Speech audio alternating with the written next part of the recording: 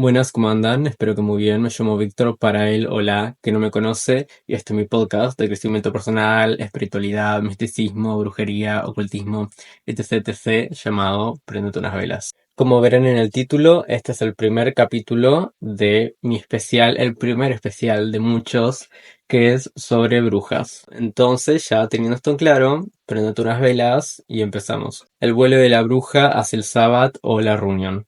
Si bien la idea, el arquetipo aceptado de la bruja es de la mujer joven, también se ve grabados donde la mujer es representada como una mujer vieja.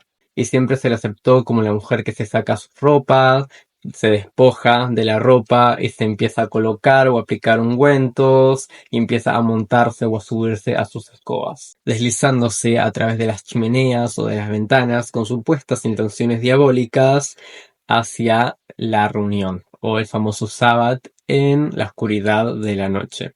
Si bien estas creencias o la creencia popular es que hacían esto con el propósito de masturbarse con la escoba, esa creencia no es del todo cierta o podemos decir que falta un poco de argumento a ese dicho. La composición de los ungüentos era variada, que se utilizaban grandes cantidades de estos ingredientes denominados horroríficos porque se incorporaban muchos de estos en el sexo o eran excrementos o eran muy difíciles de conseguir. Y también se utilizaban drogas que se sabe con certeza que estas harían grandes daños fisiológicos en una bruja o en cualquiera que las utilizara. Reginald Scott en 1584 habla de un ungüento que les permitiría viajar por los aires o volar a través del aire, que se preparaba de grasa de niños pequeños y se hervía. Luego del hervor, ellas apartaban los restos espesos que quedaban en el fondo del recipiente y lo guardaban para el momento que sea más propicio. Luego a esto, ellas lo mezclarían con Helioselinum, Frondes populias, acónito y hollín.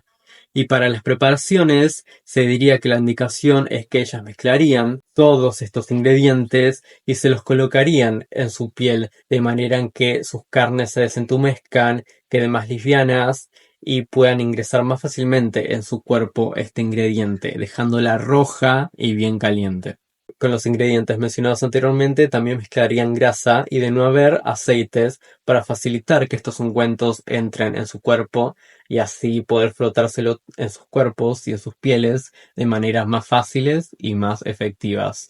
Hasta que luego llega Clark, quien hace una tesis de la profesora Margaret Murray, o mejor dicho, de uno de sus libros más conocidos, The Witchcraft in the Western Europe, o La brujería en la Europa occidental, la cual, por si no saben y no conocen, la profesora y antropóloga, entre muchas otras cosas, revivió la brujería o el estudio de la brujería en el siglo anterior. Si no sabían, ella trae de vuelta a la brujería el fanatismo y el estudio de la brujería cuando empezó a sacar estos libros que hacen alusión a que la brujería es un culto de la naturaleza y que buscaba de vuelta que puedan las mujeres ser, ¿cómo se dice? Me olvidé la palabra, fértiles.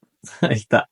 Ella es la que se encargó de hacer famoso este dicho de que la brujería es una práctica que buscaba la fertilidad y que también, como dije, revivió la brujería en un momento donde estaba muy apagado su estudio y su culto o la fama. Luego de la Inquisición y luego del cristianismo, ella en el siglo pasado trajo de vuelta la brujería y revivió también que otras personas, otros estudiosos como Clark, pueden hacer estudios y tesis de vuelta sobre la brujería. Él analizaba que el uso de los niños y la grasa de los niños jóvenes y recién nacidos era una gran exageración. Realmente no se utilizaban estos ingredientes para hacer estos ungüentos, pero sí afirmaba que la mayoría de estos ingredientes para los ungüentos sí eran bastante tóxicos y venenosos. La primera de estas preparaciones, que contiene cicuta y acónito, debilitaría la mente y lograría la confusión mental, también debilitando los movimientos, acción irregular del corazón, vértigo y una respiración jadeante. La belladona, que forma parte del segundo ungüento, que provocaría una excitación tan grande que podría transformarse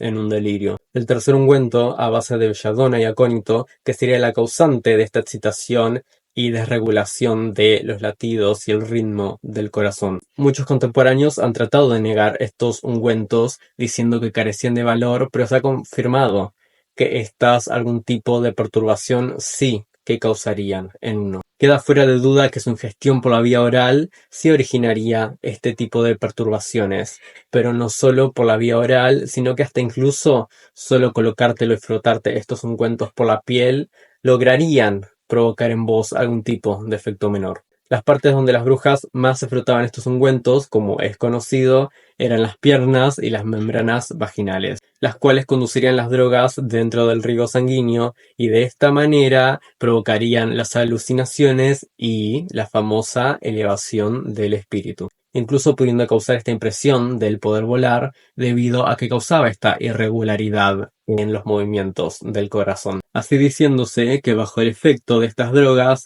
hasta la piedra más pequeña podría verse como un gran bloque en el camino o una gran montaña. Los miembros de la Sociedad de las Brujas o del culto de las brujas utilizarían estos ungüentos y de esta manera obtendrían estos resultados anteriormente mencionados. Y se dice que hay dos posibles explicaciones de por qué las brujas volaban y salían a través de una ventana o una chimenea y nunca a través de una puerta. Se dice que esto se debe a que parte de estas brujas vivían en pueblos celtibéricos y el nivel de la superficie de la tierra siempre era muy bajo, por ende la salida siempre iba a ser hacia arriba. Otro motivo es que estas puertas siempre estaban conjuradas y protegidas, de manera en que no pueden utilizar estas escobas a través de ellas y de vuelta la salida siempre tenga que ser a través de un hoyo en el tejado o algún tipo de apertura en él. El medio ordinario para acudir a las reuniones del sábado siempre sería caminando, a menos que en el caso de las brujas que tengan una clase más elevada, formen parte de una clase más alta, podría ser yendo en caballo. A lo largo de la historia se dice con convicción que no solo los ángeles o demonios podían volar, sino que cualquiera que acuda a ellos también podría hacerlo. De esta manera se dice mucho que las brujas también podrían volar hacia esta reunión. Aunque también se dice que en la Edad Media nadie dudaba de que los druidas podían trasladarse a voluntad a través del aire. Entonces no era sorpresa de nadie que puedan creer que las brujas puedan volar. Cabe aclarar que en el reinado de Carlomagno la Iglesia prohíbe que se diga que las brujas podían volar y lo condena como engaño. El primer ejemplo que pudo registrar la profesora Murray es de una bruja italiana del 1500 que decía que al utilizar y frotarse un ungüento en su cuerpo ella había podido volar. Luego Reginald menciona que al utilizar estos ungüentos y mezclas aceitosas pareciera que en una noche de luna las brujas podían volar y trasladarse en los aires. Las mismas brujas dijeron poco sobre esto y se dice que los mismos inquisidores tampoco quisieron presionar demasiado sobre este tema y de hecho fueron pocas las que fueron acusadas por estas supersticiones y estas causas o tales actividades. Las brujas juzgadas en el 1664 en Devonshire serían un ejemplo, pero se dice que estos testimonios son tardíos y que las causas por las que fueron acusadas no son más que de la imaginación popular. No hay tal cosa como el vuelo de las brujas por tales ungüentos. Murray menciona otros casos de estas acusaciones, de estos tales vuelos, donde estas mujeres o brujas tenían con ellas tales instrumentos posicionados de manera vertical en donde ellas untaban sus ungüentos y se frotaban en ellos, y ella decía que esto no era más que imitar, como si estuvieran montando a un caballo. Además existe la creencia que a partir de sus propios vuelos, las brujas viajarían y se transportarían por largas y extensas áreas, que esto es lo que siempre se dijo de las brujas y lo que ellas mantenían, pero siempre luego de los efectos de las drogas y bajo los efectos de esta misma, por medio de la autosugestión y que sus mentes hayan sido perturbadas por estas drogas. Pero hay casos, y se dice, que las brujas decían con total claridad que ellas sí fueron parte y formaron parte de estos sábados y de estas reuniones de las brujas. Pero habría testimonios de los juicios en donde se dice que esto nunca fue así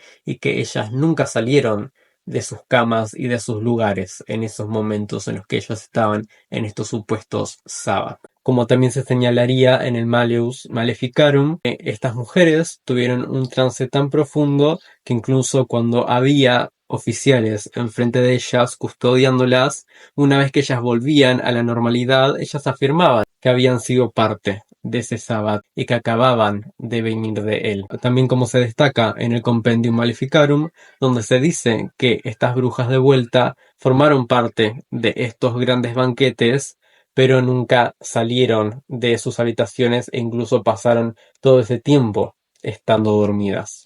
Sí, si llega hasta acá con este episodio, se dice que las brujas, más que nada este vuelo de las brujas hacia el sábado o hacia estos encuentros maléficos y diabólicos, no era más que un vuelo del espíritu e incluso muchas veces más que la sugestión, y en estas reuniones se dice que ellas volarían para encontrarse con el diablo o incluso formar parte de estas grandes orgías. ¿Ustedes qué piensan de esto? ¿Esto se debía a la imaginación popular o las brujas sí podían volar en espíritu hacia el sábado? En cuanto a mi opinión propia, yo creo que el vuelo de las brujas sí podría haber sido un vuelo del espíritu, así como la proyección astral. No lo veo tan imposible, así que esa es mi opinión y eso es lo que creo, así que espero que hayan disfrutado de este episodio. Espero que hayan disfrutado de este primer especial sobre brujas. Van a venir más capítulos y va a venir un capítulo también especial, normalito, no un especial, sobre las mismas brujas que son desde la historia académica y también lo que yo opino como brujo y practicante. Así que nada, no digo fechas ni juro nada porque me conozco. Cuando hago una promesa, tardo 2 meses después. Así que nada, eso es simplemente lo que tengo en mente, se los comento y se los traigo. Y seguime en mis redes sociales, Víctor Manuel en TikTok, mi TikTok común, El Brujo Escarlato en TikTok. Y seguime también en el Instagram del podcast, Préndete unas velas, que ahí vendo mis servicios de trabajos energéticos y tarot también, ok. Nos vemos en el próximo episodio y especial de Préndete unas velas. Bye bye. Muac.